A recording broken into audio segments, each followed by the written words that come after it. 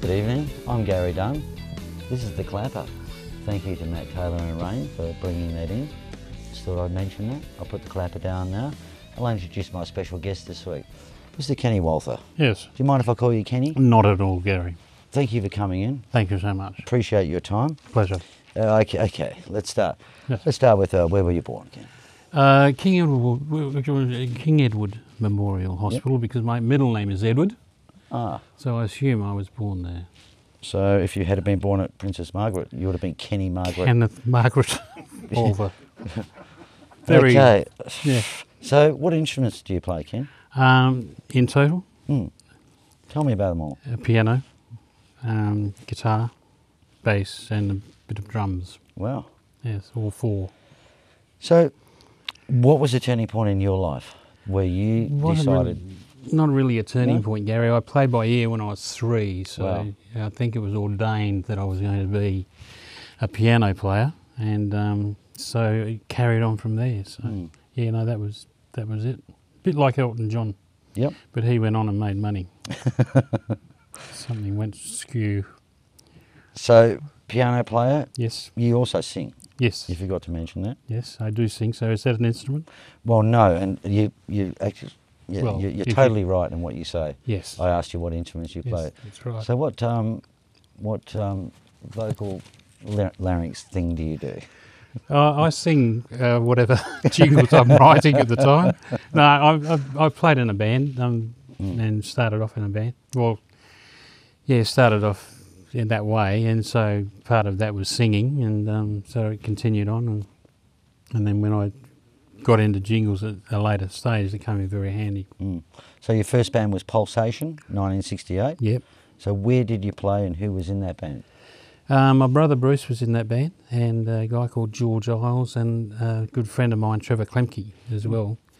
And we started off playing at parties, basically, because that's basically, we were only about 17 or 18 at the time, and that's about all we could do, I think. But yeah, so that's how that started, and then sort of progressively went on from there. Yeah. And the band becomes Sweet Velvet, Sweet Velvet? 1972, Yep. and with one and only Jenny Wren. Yes. Well, actually, Jenny and I used to work together in Musgroves, All right. and we formed a good friendship, and it was no romantic inclination. It was just a good friendship between Jenny and I. And yeah, we've always had a fascination with the Beatles. Yep. So we just went on from there. And when we started the band, she said maybe I could come and sing, which she did. So, and we just What a continued great on. singer. Oh, she's Yes. a great singer. Sensational. So I've just found we've got something in common straight away because I worked at Musgroves as well Do you? in 1975, I think. Yeah. Yeah, I'd been sacked by then. Mate. Yeah, I heard about that. Yeah, Old Ernie Mackie and yeah. yeah. But I worked in the music in the teaching department. All right, okay. So my boss was Jack, somebody.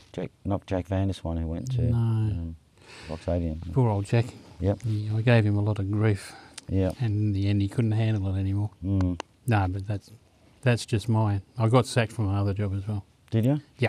Has that been a trait through the... That was no? prior to Musgroves. Okay.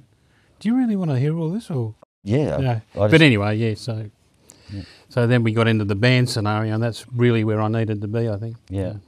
So you worked in Musgroves, then you joined the Troubadours. So after After Sweet Velvet, because with Sweet Velvet, a guy came along by the name of Andy Schultz, Yep. who'd been in a band called Trinity, and they'd been to Singapore. Remember the Statesmen and all these bands Yep. went up to Singapore, Yep. and as show bands, and that's what Andy wanted to try and do with Sweet Velvet. And Jenny Wren, of course, was a great fronts person. And yeah, that's how that started. So you were a show band doing that? Yeah, we those used to sort of- do Carpenters, and Yep. we'd do a little bit of a floor show thing. I think a lot of the guys did in those days. Yep. Mark IV and all those bands used to put on a little bit of a Yep. floor show thing, and so yeah, that's how that blossomed. So then you joined the Troubadours? And Yeah, the troops came along because Rennie wanted to go back to England because Yep. that's where she's from. And the band sort of fell in a bit of a hole, and Troubadours, Bill Blissett left, and they were playing on the Gold Coast. and they flew me over to join them. And unbeknownst that they didn't know that I didn't drink. And if you don't, if you know the troubadours, one of the first criteria must drink. And of course I didn't, so... I would have never fit in there either. I think, so.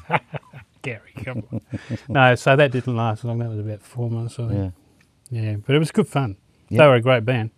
And actually I sang their only record, I think, which was By the Devil I Was Tempted. Wow. Yeah. Okay. So that was when we went to Melbourne. They did a thing called Gold Coast on Parade where they travelled around. It was a great job, but just a shame about the drink. They would start drinking at 6 or something in the morning. Unbelievable, the boys. But anyway, so no, it was good fun. It left on good terms. It was all fun. So was that where you started the Jingle thing, where you started playing at studios, or what? Yeah, actually, when we did the song recording at Armstrong Studios in Melbourne, I met a guy called Peter Best. Yep. And Pete Best, a great jingle writer and a great songwriter. He wrote, one of the things he wrote was Bazza McKenzie, The Adventures of Barry McKenzie. What a great movie. Oh, it's a great song. Smacker Fitzgibbon singing. Yeah. And Pete Best said, you should... Because he knew that I had been writing, because I'm a prolific writer and I've always have been. And he said, you should get into jingles when you get back to Perth. And that's basically the road that I took. How it started. Yeah, so that's... Because and we've never met many times before, but I always heard your name, Yeah? Okay. As far as all that went. Yeah, I think... and you wrote probably the greatest song I've ever heard, which was... We're the Eagles. I didn't actually write it. West Coast Eagles. Well, you didn't. I recorded and produced the. Yeah. Now we were. When I say we, it was a guy called Richard Clark who was the advertising agency. We were employed to make it more singable because the actual original song was very high, and it was so long. It was we're going to do this, and we're going to. And we have. And we have. Well, so you say. But I mean, so then we sort of cut that back and started off with the We're Flying High, and as it is today is how we did it. And it was a lot more singable. It was more in the ladies because women can't get up that high. Boyd Wilson, who sang the original and the next one, had a great voice, but he's bloody high. So, so we just pruned it back a bit. Yeah. So you came back to Perth, started playing at studios, and what was your first jingle? Can you remember? First jingle, yeah. We were playing in a nightclub called the Latin Quarter in James Street, I think, in Northbridge. And a guy called Jerry Cole came up, and we were chatting, and I was saying that I'm a writer and that's what I like to do. And he said, well, actually, I've got a company called Kingfisher Pools, and I've got a deal with 6PR, and we'd like to have a jingle. So do you want to have a crack at doing it? And I said, yeah. So that was the first jingle I ever wrote. So. And from there, it was just a matter of knocking on doors, but it was a really long, hard road to try and break into jingles because the Eastern States guys like Brady, they had it all. They had it locked up. I mean, a very impressive list I've got here, out of your 3,000. There's so many that people would know. The West Coast Eagles theme song and the West Coast Eagles theme song Is he a bit of a West Coast Eagles theme? No, you got Perth Wildcats, you got the MTT. Peter's Drumstick, Magic Nissan, Let's Do It for WA, Jeans West, which was a huge one, Hungry Jacks, just they go on and on and on. It was a lot, and it was just, that was my absolute passion, was writing. I just loved to write, and it's just one of those things that it's a bit like McCartney, I think.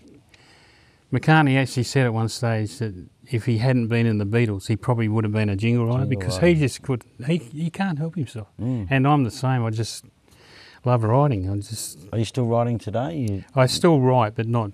It's fallen at a bit of. Well, it's ended, really. I'm retired, I guess. But no, I still love to write, and I still potter around. I've still written stuff along the way where at some stage I thought when I retire, I'll go back and look at these melodies and tunes and stuff that I've got. But it's too hard now, I guess, to try and think what you're going to do with them. So. But no, it's good fun still. Yeah, the world's changed, hasn't it? Yeah, it has. So 30 years musical director, Channel 7. Yep. I mean, there must have been a million highlights there. Can you name some of them? Or? Yeah. Right now, we used to do a thing. One of the highlights we used to do was you go in. In a way, it was a great job, but in another, you work midnight to dawn in the. I forget what they call it. There's some thing where they get acts to come on. Oh, Red Faces. It's not Red Faces, but it was like that scenario. And some of the people that were singing would come and see me first because they knew where I was, and they'd come and go through the song. And this particular lady wanted to do a song called People. Do you know that song? People, people who need people are the luckiest people in the world. Yeah. So I said to her, when we do it, I'll give you a bell note. Boom. And that's where you start. People, yeah, no worries. Did the rehearsal in my studio, and when we got on camera and Peter Dean introduced us, and here is Mark Whitehouse singing People, and she came on, I gave her the bell note, and instead of starting People, she started People, an octave up. Yeah. People who need people. And she couldn't get the rest of it. And she's looking at me. And she started to abuse me on camera. You told me that it's this. And I said, it is this note, but you've got to start down lower. Then Peter D comes, it's just one of those awful things. Yeah. You couldn't. And live TV. Was it live? Yeah, live yeah. TV. So, Yeah, so I mean, there was that sort of thing. Go on. Bit like this show. It is, Gary. It is very similar. When he said Mark Whitehouse sang, everyone sort of looked. I wish he could. I hear that he has got a good voice. Okay. No worries. Well, you never know. Eh? No. Have you heard him sing? Yes. Oh, that's the end of that one. So, there you go. Probably one of the most famous things I remember was Telethon. Yes. And thank you very much for your kind donation. Thank you very much. That was me. Yes. Yeah. So all our viewers would remember that. It was just fantastic. But you know who wrote it? Not Alan Simpson. No. Now, don't tell him. If you ever come across him, no, seriously, because he doesn't know to this day that he wrote it. It was Paul McCartney. Ah. Yeah, no, it didn't rip him off. I thought Channel 7 had the rights for it because I didn't actually start it. Will Upson was musical director to start off with, and he actually did the first one. And then we did an upgrade and did, made it a little bit better and so forth. And then I thought they'd got the rights off McCartney to write it because he wrote it for his brother Mike McGear, which were the Scaffold. Remember them? Yeah. So he wrote it for Mike McGear. And of course Channel 7 Telethon nipped it and it went on. But no, I didn't actually write that, but I could lay claim because Paul wouldn't mind. He's only written about 5,000 songs. So would they have to pay royalties still for something like that? Yeah, they would do. But I mean, he would probably, I don't think he ever actually looks at his thing, but if he did see one in Perth for about $22, I don't think it's really going to make a difference to him. No, but yeah, but I did also the phone stings and all of that. Yeah. Yeah. So who was the greatest performer you would have ever worked with there at Channel 7? Oh, we worked with a lot of great performers on Telethon. Celine Dion was, but she was just such a down-to-earth person. She went out to the cafeteria to get herself something to eat, and they say, no, you go up here. She was that sort of a person. She came from a family where I think she had a sister or somebody who was mentally handicapped in some ways, so she understood the whole process. But no, and she was a great singer. We've had starlets who, shouldn't, were a bit of a pain, like Whitney Houston. You had to clear the corridor when she was coming. But, they were still good people, I suppose. But, Sammy Davis Jr. I remember that time in the 70s, I think he was on, or the late 70s. Yeah, Stevie Wonder. Yeah. Julian Lennon. Julian Lennon was the only star who actually gave money to Telethon. Wow. He gave $100,000. Wow. Which never happened. He was the first one to ever do it and the only one to have ever done it. Wow. But he's such a nice guy. And you get to meet these people and they're really terrific, away from everything. But anyway, so they were good days. So Yeah. who was the most difficult person, or is that something you don't want to talk about? Yeah, I can't at the moment, so Okay. when we get off air, I will tell you. Are there many, or just or There's a you just couple. want? There's a couple. Yeah, that were mentioned tonight in an earlier scenario. Oh, okay. Yeah. But I'll tell you about that No worries. at some stage. So, jingles these days. I mean, Yeah. everything else in life has changed. Mhm. We're going through this metamorphosis of all sorts of things in life. Mm. Completely different world. Yeah. So, how do you think? How's it changed, and what does it mean? Well, I used to I had a studio in West Perth, and I'd go to work, and at 7 in the morning, and I'd write jingles all day long, and that's where I got to play all the different instruments because I knew and I could do it. So I'd be the writer, the producer, the engineer, the singer in some instances, the mixing, everything. But you'd get it done very quickly that way because you know in your mind where you're going. And the actual writing skills, you had to have good writing skills to be able to do it. But now, I mean, that just doesn't happen. And you can go on the internet now and buy commercial music and jingles. I've heard jingles who used to be for one company is now for another company. And I thought, how do they do that? Because I often thought about doing it with my stuff, but you can't do it. But of course they do it on a universal that's out there on the internet basis where they only charge $50 for that jingle or whatever. So people just buy that jingle and then put their own words to it. Yeah. But you see, you do that by 100 times worldwide or 1,000 times. That's a lot of money. So that's how it works. Yeah, the duo. I mean, I'm playing lots of different bands, but same with the duos now. We use backing tracks, obviously. Yeah. You can buy them for $6. Yeah, I know. I mean, great. It sounds exactly like the record. When I was musical director for Telethon, we used to have to do the band. I used to have to do the band tracks. You couldn't buy band tracks in those days. So, who was the best Perth singer you'd say that you used on? That I used? Yeah. Jenny Wren would be right top of tree. She was a fantastic, always has, even though she was a friend of mine from way back, she's a fantastic singer. But Susie DeMarchi, Denise DeMarchi, Boyd Wilson, Jimmy Rossiter in his own way was a great vocalist. Yes. There's a number, quite a lot of them. And I always used to tell people, as Perth is blessed with a pool of great. I mean, you, Gary, are probably one of the best guitarists around. Oh. No, but you probably are in your own right. I'll give you that $100 later, mate. No, but I mean, there are a lot, Freddie Gregson, I mean, there's a lot of great, and John Meyer. No, I hear what you're saying. Yeah. There's so many talented in a different musicians. Scenario, in a different sphere, they would be equal with anybody. Yeah. So, but no, there's a lot of good singers. Could you name any great drummers that might be sitting in this room? Yes. You? No, I'm not a drummer. And? Yeah. Al. Oh. Say no more. Sorry, you should have been. You probably did. Oh, we're talking off the camera. No, it's okay. Yeah.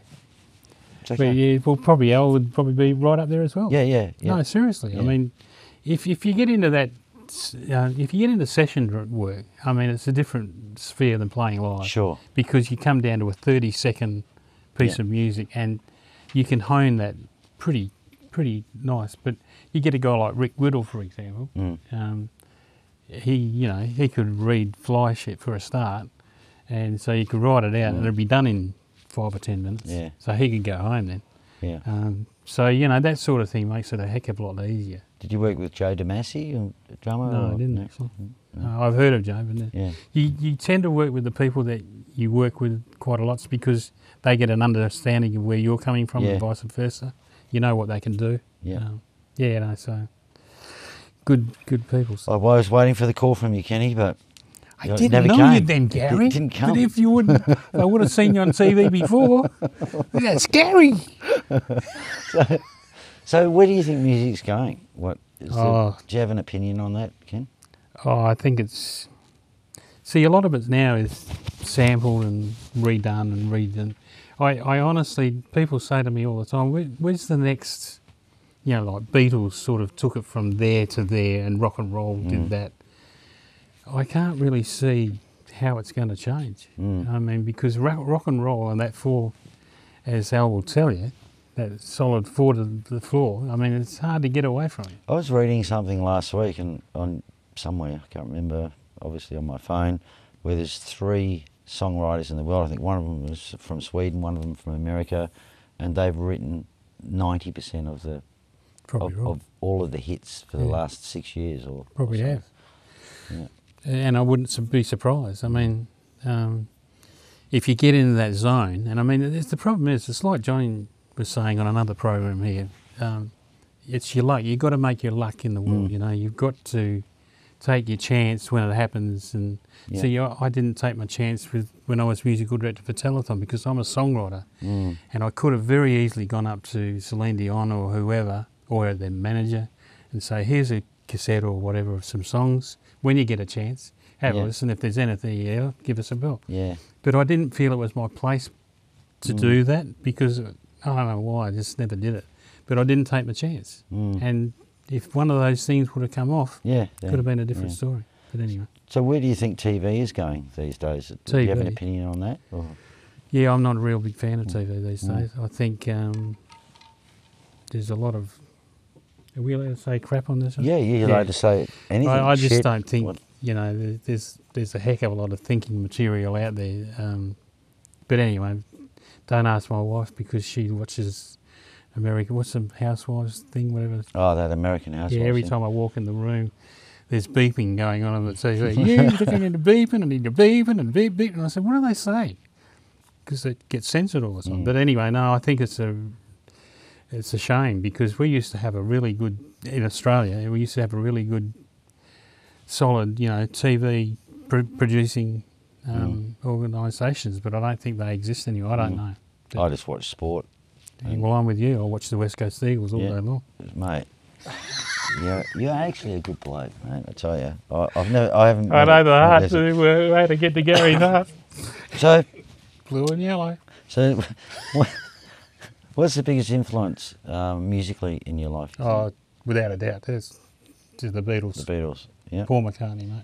And so what would have been the first album or single that you bought? I actually thought I wrote it down there. And I don't know why I did it. But bear in mind, I was around about 14 or 15 at the time, was MPD, Little Boy Blue. But it's actually called Little Boy Sad, I think. I've been lying. But you know who was in that band? Who? Mike Brady. Oh, wow. Yeah. And you ended up being, he was a jingle writer as well. Exactly. He's a great jingler. He ended up buying Planet Office. Wow. And we sold it, yeah. And Danny, don't know his surname, but the drummer, he used to manage Colleen Hewitt. I think he was married to Colleen Hewitt and went on to manage Farnham for a while. Yeah, so MPD, it's funny, isn't it? Strange. Oh, well, everyone's to their own. I don't know why I bought it, Gary. It wasn't a bad song. Did you have other jobs throughout your life apart from Musgroves, or was it? Just Finance Corporation of Australia. My very first job. And I got sacked from that as well. Those letters just didn't manage to get to the Tell you what, you just got sacked from I did. Everything apart from music, really, I didn't know, you? yeah. So lucky I didn't get sacked from Sweet Velvet. But I used to front up rehearsals and stuff, so... No. Oh, yeah. And so if you were stranded on a deserted island... Yep. And you could only take one album with you, what would that album be? It'd definitely be a Beatles. Probably the White Album or Sgt. Pepper or Abbey Road. They're iconic albums to me. They when they came out, they set a different bar each time, and the songwriting capabilities of those guys are just incredible. So what do you think the difference is? Was it them, or like today, you couldn't really say, wow, this new album's just blown my brains out? No offence to anyone today. No, that's right. It's not offensive. That's what I mean. I don't think anybody's really managed to collar how it's going to change, and until that happens, I don't think there's any new sort of hook of getting into people's minds with song apart from those sort of songs. and I can't see it change. I mean, but you don't know, do you? Maybe the West Coast Eagles theme song might get out there and go international. Oh my God. Because you never know, Gary. I'm never going to live this down. Heave ho. Are you a heave ho guy? Mm. Oh. You'd probably be pretty frustrated by now, I think. Being a heave ho guy, Yes. wouldn't you? What's that? The royalties aren't flowing in too rapidly with the old Dockers theme. Yeah. I went through a lot of shit with that song. Mm. So Why? In what way? What? well, it got challenged by Eskimo Joe there. Remember they challenged the song? No, I don't read much about Fremantle. Please fill me that in. happened about 4 or 5 years ago. Mm. So luckily my song passed the vote from the fans, and they stayed. Oh, because they try to change it. Oh, well, they wanted to change it. Yeah. Yeah, it was a very difficult brief. I mean, the brief that I was given was impossible. And so I was pretty proud with the way that I actually came out, because the brief was the vulgar boatman. Mm. And so how do you write a football club theme song out of a dirge? They aren't impossible, but we managed to do it. So I was pretty happy with it. We had Johnny Meyer playing guitar on it, and Dave Warner and Jamie McCanny and all of those guys came and sang on it. And it was a good song, I mean, as such. But they had this thing where they used to pull the anchor out, yeah. and that's what they were thinking. Did you say anchor? I think so. Yeah, eh? okay. Can you check, mate, whether I said anchor? I think I did. One anchor. Yeah, one anchor. One anchor. So, yeah, well, they used to pull that anchor. Yes. And that's what it was actually. But of heave course, ho. that sort of disappeared after 2 or 3 seasons. Yeah, well, the anchor's not on the jumper. I think I read that's the other right. day something about they're going to wear it for their 25th anniversary, which is next year, which is 25 years without a flag. It's a quarter of a century, you know. Oh, I think if you drive by Coburg, you can see them fluttering in the breeze. They're there. They're definitely there. But anyway. I'll give all that up. So what was your favourite TV show growing up? I think I wrote down F Troop. Mm? I used to love the end of the simple war was here when quite accidentally. I used to love that show, and also, I mean, Leave It to Beaver, all those sort of old. Leave It to Beaver, yeah. They were just good TV shows. Yeah. You know, wholesome, fun, nothing offensive. Mm. But no, F Troop was my fave. Mm. And also the cartoon Bugs Bunny and all of them. Looney Tunes, was it? Yeah, Looney Tunes. Very Brilliant. funny. Mel Blanc. Yeah, Great very voice. funny. Yeah. Any unfulfilled ambitions, Ken? The #1 worldwide hit. Oh, Yes? okay. Yeah. If Well, you can still write it. I know. Yeah. And if I listen to maybe a Johnny Young scenario, well, I've just got to take my opportunity. But I just can't see it walking in the door at this stage. Phil, after any... No. No, I think you need to get in touch. Seriously, hang out with Alan Simpson, our producer. 'Cause Yes? He Okay. will find opportunity in anything. Is he good? Yeah, absolutely. Okay, all right. Absolutely, 100%. Okay. Does he like short, fat boardmen by any chance? I don't know, you'd have to ask his wife that. His wife? Mm. No. Well, no, I don't mean like that, Gary. I mean, you know, from a short, fat board person's point Oh, of you're view. talking about yourself? Yes. Sorry, I was somewhere else. Thick, isn't he? Thick. Lovely bloke. Hell of a nice guy. No, I don't know. That would be wonderful. But anyway, no, it ain't going to happen. Do you collect anything, Ken? My wife would tell you that I collect pianos. Mm. I've got 2 grand pianos and 1 upright and about 3 88 note. But no, I don't collect any. What's your favourite, you know, the electronic brands? What's your favourite? No. The electronic, what? Like Korg or Yamaha? Or Oh, no. Sorry? The emulator. Yeah, no, oh, yeah. No, that was another era. No, the grand piano, the Emmy that I've got, the big like 7-footer, that's beautiful piano. Do you play a lot? Or No. no? Now, people are surprised because when you're a piano player, they expect you to go and play piano. But when you're a writer, and I don't mean this in the way it sounds, but when you're a writer, it's a tool, and you sit there to write. And I mean, I can play. I used to play at the Blue Note with Jenny Wren, and one of the pieces of music that I gave for the show here tonight is a duo that I've done with Jenny, because we used to work great together as a duo piano bar, and I used to love doing that. But you don't, at home, you don't actually go and sit down and play as such. But I love to write, of course. But then that's still the best way to write on is on a grand piano. Yeah. For me. But anyway. Yeah. So, what would you put on your gravestone, Ken? Oh, yeah, I thought about that. I think I said I wouldn't change a thing, and it's true. I just wouldn't. I've just had a wonderful life. Been very fortunate, very lucky.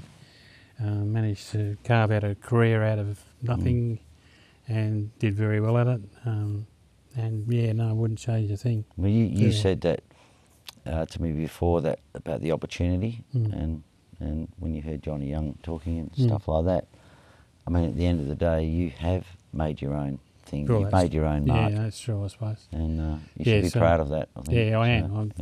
I'm very happy with what I've done, and I will go to my grave as a happy man, and that's what I mean. I really wouldn't change a thing. And, you know, a beautiful wife, 2 beautiful daughters, and 2 great son-in-laws, and 4 beautiful grandkids. What more could you ask for? Well, I'm the same. Meeting 2 daughters, Gary Dunn. 4 grandchildren. Yeah, Well, there's a lot of exactly. similarities. Absolutely. Apart from the Fremantle West Coast thing. Well, we That's could the only live. thing. We can live Live with side that. by side, Gary. We could live side by side. Yeah. So, is there something, Kenny, you want to share with us that we don't know, that people don't know, or that you'd like to share? Cross-dressing and all. Whatever turns you No, on. Ken, I don't have an No, opinion there's on. not a heck of a lot. That well, no. I come across. I guess there's another one of your guests said that you come across confident, but I think we all have this insecurity. Yep. Because you never know.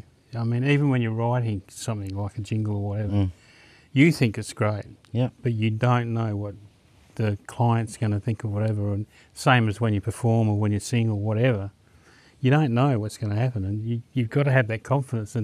But when you've got inside this panic sort of attack scenario, it's not a good thing. So it is. That's something that people wouldn't know about me. I all those years on Telethon, I used to have panic attacks. Wow. It's terrible when you're live on TV. It's a terrible thing to have.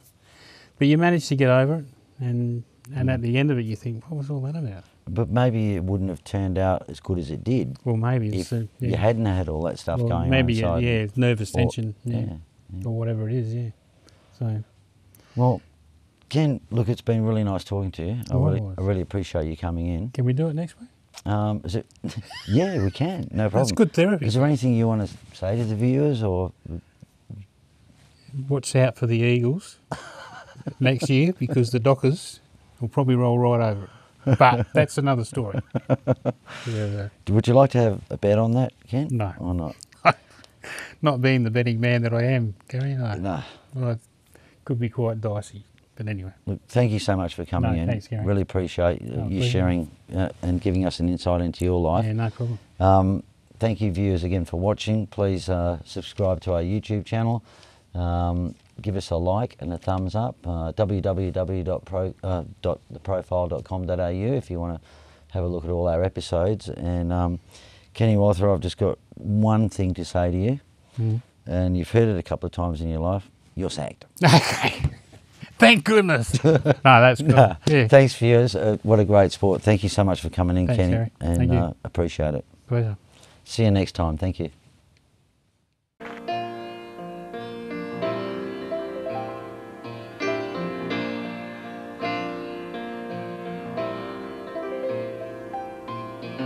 I see you here with me.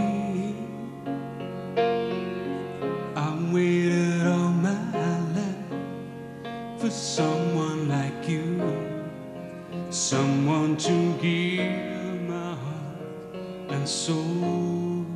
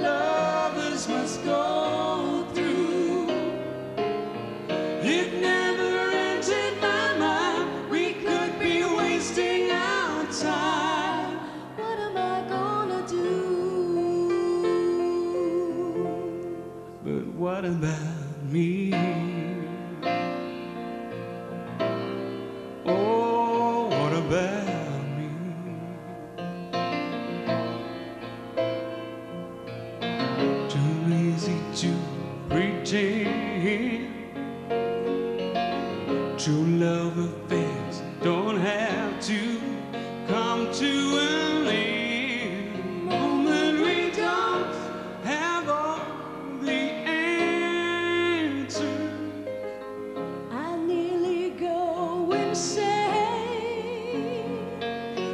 each and every time I hear you whisper my name. and I feel the same when I'm around you.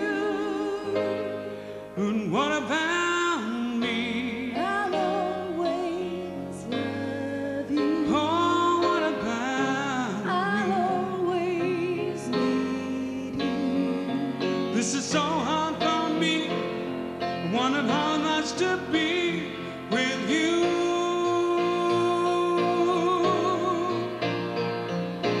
Time after time, I feel I'm losing my mind. Oh, baby, this is what lovers must go through. It never entered my mind we could be wasting our time. What am I gonna do? Time after time, I'm losing my mind.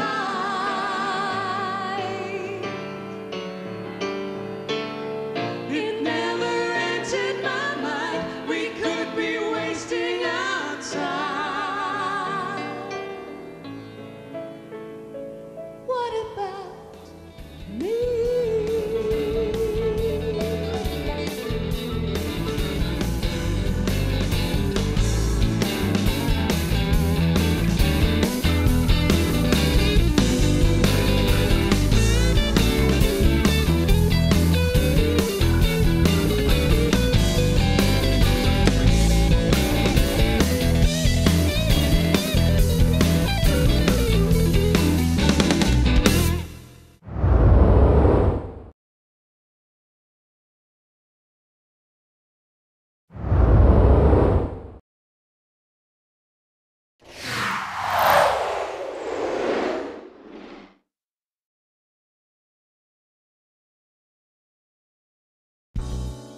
At ProCopy, we can transfer audio to CD, make CD, DVD and Blu-ray copies, transfer video to DVD, Blu-ray or HD, digitise slides and photos and supply custom USBs. You can see more details at procopy.com.au or call us on 089375 3902 for more information.